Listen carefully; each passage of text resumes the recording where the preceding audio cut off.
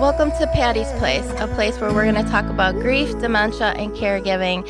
This podcast is in honor of my mom, Pat, who passed away from dementia about 2 years ago.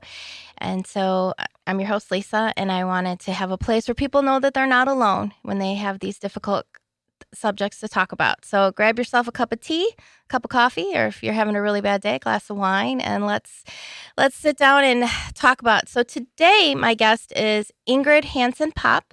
She wrote a book called Becoming an Orphan, and it's all about her memoirs with her mom and different things about caregiving, how to have those difficult conversations with siblings and everything. So welcome, Ingrid.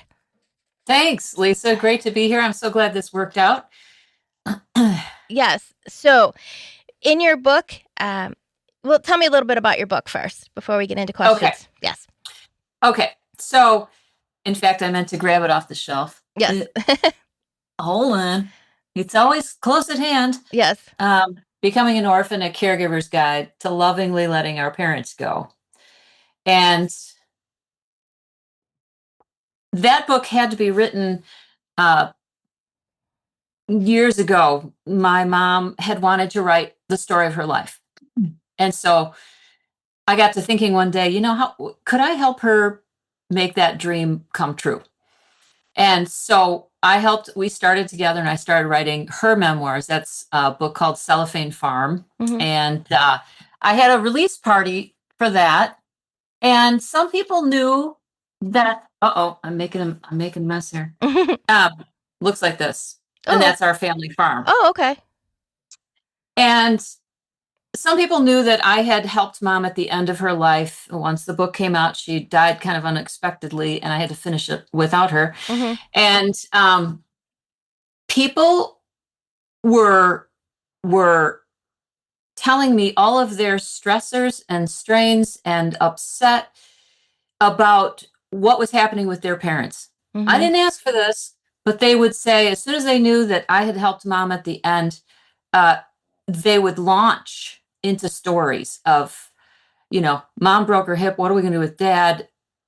Yes. And what struck me was that all of these people were hardworking, smart, problem solvers, and they were at wit's end.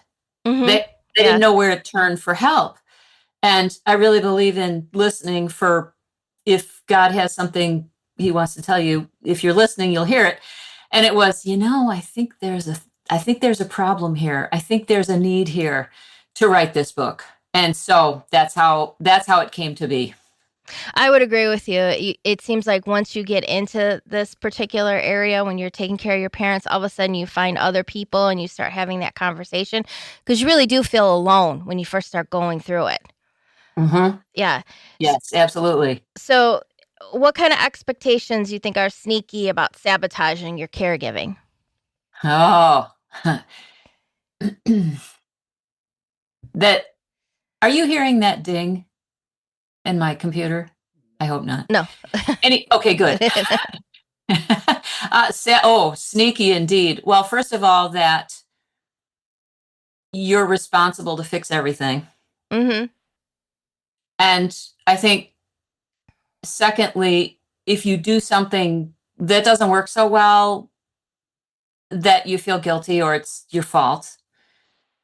And that the amount of tasks, it depends. I'm a task, make a list sort of person. Yes. And if that's your personality, you will make the list, you will make the plan, and then the plan changes because your parents' health condition changes or whatever. And so that's what starts to drive you nuts. But you're going to still go after that task, no matter if you're abandoning your own children or, neglecting your own husband or your household or your health or your job, because you think there's something in you that says, I have to do it all. Yes.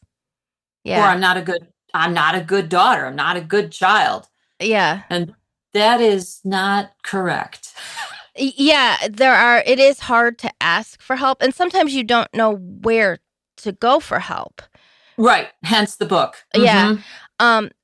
as you kind of alluded to, what are some other pitfalls that people can avoid when they're caregiving for their aging parents? That alone thing, that Lone Ranger thing, Mm-hmm. even if one of my interviewees, my fellow orphan, he was an only child, and his dad was gone already, and his mom he was taking care of. It doesn't matter if you have a big family Mm-hmm. or you're an only child. You don't have to do this alone. And so sometimes, if I think about the first thing I would advise is you step back and look at, what is my life right now? Do I have kids in school? Do I have a full-time job? What can I, or maybe you have a job that you can alter your hours, or you Mm-hmm. could go part-time. So you look at those things, but then you ask, who else is on the radar I could ask for help? And it might be a neighbor. For example, one of the things I think we tend to forget, depends on where you live, it depends on how far away you are from your parents and whatnot, but we forget our parents' network. They may Yeah. have great neighbors that are like, they'd love to help, but they don't know what to do unless you call them and ask them. Yeah, that's true. Yeah. And it is hard to ask for help because, yeah, you think, well, I have to take care of it.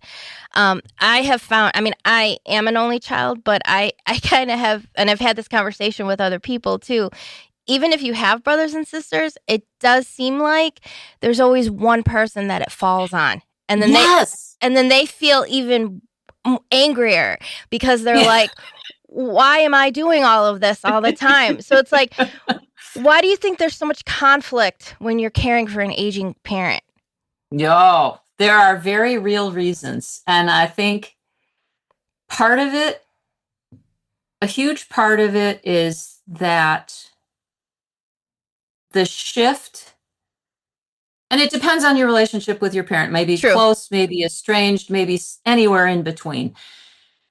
But the expectation is, and that's what trips us up, right? Always. We have expectations, we don't realize it, is that our parent is the one that's been taking care of us, or even just supporting us as young adults. They're like, hey, what's going on with this? And, don't worry about that, or giving us advice. And then all of a sudden they can't. Mm-hmm. And our whole foundation goes tipsy. Yes, it You does. know what I mean? Yeah. And I think the other reason is in the conflict, again, whether your family's really close, siblings, for example. But it's funny you should say, it always seems like one person takes the lead. Mm-hmm. Just personality wise, I think. But that it's emotional. It's so emotional because if our parents start feeling that, we know, we don't think about it, and some families talk about it, some don't, that means they're eventually going to be gone. Mm-hmm. And that this is the end. This is the beginning of the end. And it's emotional because we wouldn't be here without our parents. Right. That relationship is so completely unique. Even if you're adopted or were fostered or whatever, whoever's in that parental role or nurtured you, we wouldn't be the people we are without them. Very And true. so the loss of them, I think, hits us broadside, and we don't realize that was a great question, exactly why. But I think that's why, because the relationship is completely unique. Yeah, it is. And I think too, it also goes into everybody's different coping skills where, like you said, some people take the lead and they want to make this work, and other people are like, they can't face it, or it's too hard Yep. for them to do it. So they don't step up. And then that Yes. creates all of that animosity and more conflict. And then some people think they have more of a say. And then it's like, I feel like illness brings out the worst in people. I don't know why, but it kind of, Yeah, I think you're right. it kind of does, It kind of does. Mm-hmm. So in carrying on with that, like, why do you think, like, as a family, it's so hard to come up with a plan for? Oh, you know. There's beyond the emotional and all the potholes in. I think the illness Mhm. highlights the weak links in Mhm. our family dynamics because generally a family has figured out how to function. Like, Mhm. I'm going to go to this birthday party, but I'm going to stay for an hour and then I'm out of here. And then I can be nice and whatever. Right. Well, like you said, illness all of a sudden brings another shift to all those coping mechanisms as a family, whatever the emotional wisdom is within each person. But the other thing we found, and mom wasn't super ill. She at the end, but it was my sibling. I have an older sister and older brother. As soon as I told them what was going on, we're all on high alert, and all of us were like, "Okay, let's make a plan." You can't make a plan necessarily because you don't know what the next medical event's going to be, what the next fall is going to be, accident's going to be. You don't know how somebody's disease, whether it's cancer or Alzheimer's, you don't know. Nobody knows how Right. that's going to progress. So that's what we found is uh very quickly you're like, well, we should do this and should do this and we should plan for that. But it never really held together because you don't know what's coming. It's very true. And I think sometimes just like the simple things, like say with the holidays or birthday parties or different things like that, I feel like some family members will be like, they're understanding and they know whether it's dementia or it's cancer or it's any other type of a disease that, well, maybe my family member, my parent might not be able to make it, to Mm-hmm. that event, or maybe they can only stay a little bit. And then I feel like there's other people that are like, well, what do you mean they can't come? Like, and it's just like, I feel like it just gets crazy because it's like you're trying to do what's best for that person Yeah. who's sick or who's getting older. Like even as you get older, sometimes they get tired and they don't want to stay longer. And not to get upset. It's not personal. y- you know, Correct. and Yeah, it's reality. It's not yeah, it's not a personal problem. Yeah. yeah, it's even as simple as like I noticed with my dad. My dad will be 80 this year, and for a long time he prefers not to drive at night. You know, Hmm. and I've told it doesn't bother me. Like if we are going somewhere or whatever, I'm like, I'll pick you up, I'll drive, because I would rather Yeah, do that for him. Or even like my sure. uncle who's in his 70s is like, yeah, I don't like to drive at night anymore.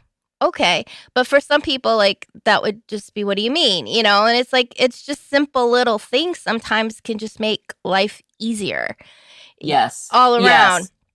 with it. We started doing that. My mom eventually lost her driving privileges, and our small family lives only a little over an hour apart Hmm. from one another. And so we knew that for my mom and her sister, the matriarchs of the family, getting together for holidays was like the thing for them. I mean, it was just their absolute highlight. They just loved it.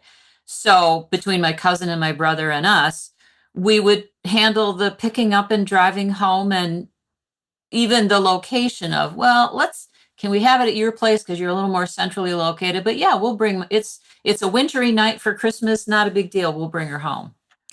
Yeah, those types of things for people to think about. Sometimes I think for some people it's harder for them to make those Yes. adjustments because, like you said, it means they're getting older, and I mean, we never know. Some people live. When with Yeah, anyone, sure. right. You know, so when will you know? Like, how do you know when your parents might need help? Hmm. You have to they're rarely going to ask you, I This is think I true. can Yeah, safely say. this is true. Yes. And I think there's a bit of a stealth mode, a spy gene that has to kick in. So again, it depending on if you've been if you live closer, you stop in to see your folks more often than say another. We have a younger brother. David's my husband's younger brother lives in Colorado, and so and our his folks are in Illinois, Hmm. so they have a different perspective, and so in fact we have it on our. But you kind of know what your folks' routine is, generally speaking. So I think being in stealth mode, for example, is in there when you're in your parents' home, everything from, so I'm just going to grab something out of the fridge, Mom. And how are things looking in there? Do we have moldy food? Do we have enough food? Is it empty? Is that weird? To Mom's always been an amazing housekeeper, and you're like looking at the kitchen sink, going, "Wow, there's dirty dishes sitting in here like that have been here for days." So you look for those things, I think, to alert you, or paying attention even in their own home. In my in-laws' home, there's a step down from the kitchen area to the fireplace room, whatever. And how is Mom navigating that step? Is it like a big hairy deal when it was never a deal before? So I think it's looking for those little things, but I think the harder part is when you notice it, how do you ask about it? That's very, very true. Because with my mom, I noticed different things. And she was actually very mobile, considering she Mm. had dementia. She had it for a while, but yeah, she didn't know she had it, and so she would get upset when we would mention things. But my mom was she was an excellent cook, and that started to change, like different Uh-huh. things, like and just she wasn't able to follow. Like she loved watching TV and movies, and especially mysteries, and she could figure out who was the killer before anybody else, and like she couldn't follow. And she was a big reader, and she wasn't reading anymore, those types of things. Uh-huh. But how do you navigate when you know they need help, but they're stubborn? Like I fight this with my dad, just simple things like when he gets a cold, I'm always like, all right, well, if you don't feel better by this time, I need to take you in because I think you might have bronchitis or pneumonia, and he fights me every time, you know? Yes. It's I think behind the questions, this was after my own mom passed. I I hadn't realized that her eyesight was uh diminishing. Hmm. And so like I said, I didn't do it well because I was just like, oh my gosh, she's so lazy. She's not like doing her dishes. What the heck? And it was way later than I thought, oh, well, first of all, it's because she didn't have enough energy to do it because something was off with her thyroid. Hmm. And secondly, her eyesight was bad. She couldn't see the dirt or the whatever. I mean, she never was, but I think it's trying before you bring up a topic or ask about, because it can come across as judgment so quickly. This is why in my book, my editor and I had a little debate about that. Lovingly Yes. letting parents go. And I'm like, no, no, that's staying in the title. Because if you don't keep compassion, well, how would I feel about it? You know? Yeah, and my mom, even though she didn't know she had dementia, she would tell people, she'd be like, "Oh, she just thinks she knows everything. She's just, there she is. She's grown, and now she's trying to tell me what to do and all that." And I'm like, "I'm not, ma." She'd be, "Oh, these grown kids, they just think they know it all." She'd be like, "No, it just, But I did. I then tried to see things from her point of view when I understood more. But I noticed that even with like friends and stuff, sometimes they'd be like, "Well, my mom's just not moving. She's not doing this or whatever." And so sometimes I'd be like, "Well, maybe there's a reason," or or like, "Hey, they're this how many years old? They have a right to not do it anymore." Like Right. you know. Or to simply ask, so let's see, how could you do, for example, well, and the other thing is, I think, especially parents who live on their own, whether they're single or married, they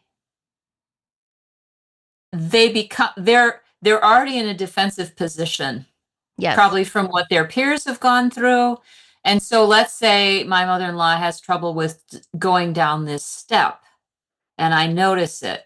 And it may be, well, that is your knee hurting you? Because I know she fell recently. Hmm. Is that knee still bothering you, or are you going to get some physical therapy for that knee? Because I noticed that step is a little bit like you know difficult for you, and it hasn't been before. But it is hard, and you know what? I think it's the this is I'm I'm not I'm not very far on the the on the growth line here, but dealing with conflict and letting it be okay that whether it's your siblings or whether it's your parent, they're not real happy with what you just said or what you just did or what you're suggesting, and then you just leave it. It's okay for that's giving them dignity, which is and respect Hmm. is all of us to have our own emotional responses to whatever. And sometimes it's you say it as kindly and thoughtfully as you can, but you just planted a seed, theoretically. Yeah, I think I've learned that sometimes that's the best way is to do that, to be like, just think about this. Yes. And then you kind of let it go a little bit. And then a lot of times, then like they'll call you or that and be like, Uh-huh. I'm not really feeling that good. Would you, Yes. which is hard when you need to do it. But I get it. Like, like you said, because I wouldn't always like it if someone was coming at me that way either. And Right. I think we forget sometimes because we worry about it. They're our parents and we want them to be okay. That we Yes. sometimes Yeah. just no, you have to do this. And we have to, like you Yeah. said, give them dignity, which is really. I think too, it's like with any type of illness or that you have to give that person that respect. Let them make those decisions and just know that you're there. Yes. Which is hard with that. Do you have any suggestions when you're talking about siblings to get them to help? Mm. Because I know that's, like I said, for me it wasn't, but I know it is for Oh, it can many of be a my. thing. Yes, it can be. I've witnessed it with my friends. Yeah, yeah. Well, several of my fellow orphans that I interviewed for the book, you asking the question, I'm suddenly Mhm. grabbing, I'm suddenly growing in respect for these particular people because, for example, one woman said, well, it fell to my sister and I, who were more local, to take care of mom because our other sister just wasn't managing her own life. And our brother lived far away and just didn't want to participate. And her takeaway was, you know what? Sometimes it's nicer to have more people, siblings help. But if they're kicking and screaming, it's not helpful, and it just creates more conflict. And she said, with just the two of us, we shared responsibilities, and most of the time it worked out fine. And I was in charge of this, and she was in charge of that. The one lady was a nurse, and she said, I didn't always agree with how my sister did things, and she didn't always agree with me. But we had discussed, okay, I'm going to take care of the medical stuff. You take care of all Yeah, the other legal yeah. stuff. The financial stuff. Yeah, And so it's letting them, it's giving dignity to your siblings. And that yeah, whole, sometimes it's understandable, sometimes it's not. Sometimes again, I think it's the standing back and and and taking that sibling relationship or that sibling thing and just like an object and just turning it around and looking at it like, okay, let me think about my sibling's life right now. Are they going through a divorce? Are they struggling with substance abuse? Uh, do they have teenagers who are in trouble? And maybe it's just like one too many things. yeah. I And so, yeah, yeah. I was gonna say I think that's probably the hardest thing for anybody in this whole situation is to be able to step outside of yourself and look at it Mm-hmm. from whether it's your parents' point of view or your siblings or that, lovingly and be like, oh, Yep. okay, because you feel so overwhelmed by it all. Yeah, exactly. Yeah. Exactly. And now one of my interviewees had said, oh, I know, it's in the mental health chapter. A friend of mine she's a therapist for her whole career, and she contributed a mental health, exactly how to take care of yourself. And it was, and her advice was to just ask that sibling, maybe they live far away, or maybe they're just like kind of, I don't want to be involved, to just ask, do you want me to call you, to like email you, like Yeah. when there's another medical development, or does that work for you? Do you want to be in the loop just of information? Let me know. Yeah, that's So. yeah, I mean, there's so many different things to maneuver when Mm-hmm. because even when it comes to it's your parents, your siblings, but then your parent is also a sibling. So then you have all of that, how it all trickles with that, and it can be Yes. it can be very overwhelming. What would you say is the most foundational thing in helping or idea in helping your aging parent in general? Mm. Yeah, we touched on some good things a little more peripherally, like keeping that dignity piece in place. But it really is. I keep looking at my book. Uh, so it has the little geese Yes. flying there, Yes. and so in the Midwest, right, the geese migrate, Yes. and the point is, you'll never see one goose migrating by itself, Oh, that's true. Yeah. ever. Yeah. And it's the team. You have to create a team. Like I said, one person in the book was an only child. Another was one of 10 siblings. Oh my Oh. gosh, I can't even imagine, right? Yeah. I'm sure Yeah. you can't. That's a lot of people to maneuver. Yeah. That is a lot of people. Yeah. But is creating your team and getting creative about creating a team. And I think for the whoever is kind of ends up being the lead caregiver, what's really important for that person is to identify a friend that you can call when you just need a vent. Yeah. That would be that is very important. Yeah. And to ask them, again, it's like baby steps for someone like me of, okay, here's what I'm asking. You tell me if this is okay. Like, what are Yeah. your limitations? Because one of the things that I find rarely works is that if you're upset about a situation and you're trying to venting to your siblings, or in your case, like to your mom's siblings, Mhm. is not going to help. All of a No. sudden, you just threw gasoline on the fire is what happened. Yeah. you know but if you can have a friend like, I just need you to listen to me, can this like, Yeah. and I'll ask you if I want advice, like, should I do this or should I not, but I'm just maxed out here. And so that would be creating your team, is is that friend for yourself to just keep you in the sanity lane, you know um and then thinking a little bit outside the box, as well as being willing to let go of, okay, so for example, my mom couldn't drive. Otherwise she ran her life perfectly well, whatever, and as long as she had her phone, she was good. And she was a people person, and so I thought, oh, wait a minute. I live a little over an hour away. How am I going to help her? How am I going to find the time to drive an hour down there, take an hour to get her to rehab, to grocery shopping, to her church meetings, and then drive all the way home? I was like, wait, time out. So I called her church. There it is, her community. Mhm. I grew up and it was my home church as well. So the secretary knew who I was, knew who mom was. She'd served and lived, was part of that church for 60 years.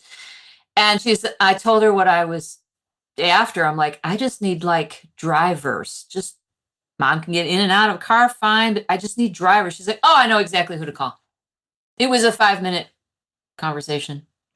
And I didn't have to drive anywhere.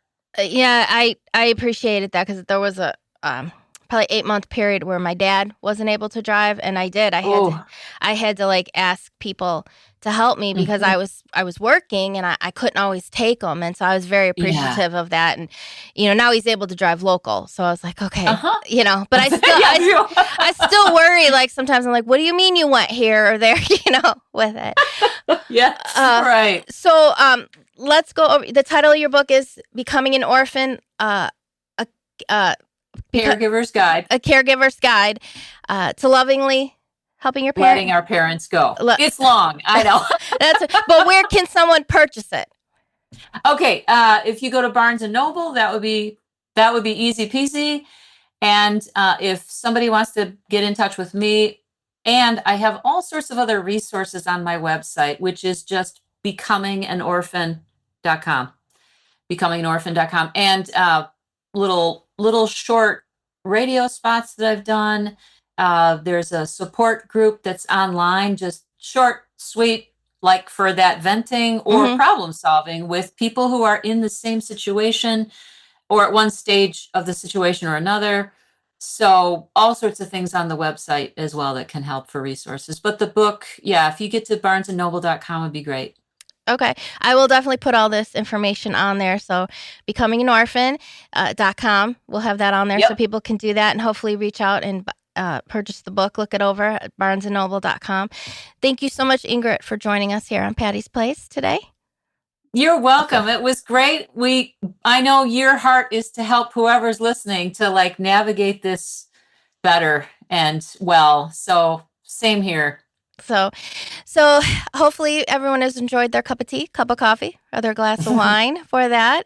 And you know that you're not alone. There's communities out there for everybody. So hopefully you will join us again for the next episode of Patty's Place.